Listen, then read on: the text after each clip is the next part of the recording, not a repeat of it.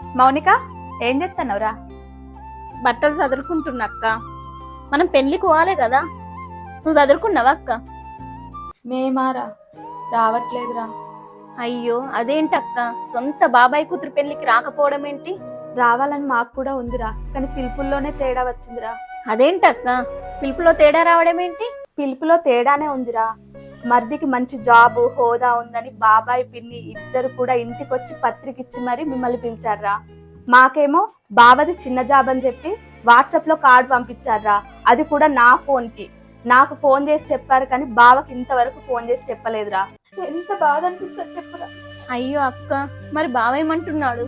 బావ వెళ్దాం అంటున్నారా, కానీ బావకు విలువని చోటికి నేను రానురా. నిజమే అక్క, మనకు విలువని చోటికి మనం వెళ్ళకపోవడమే మంచిది.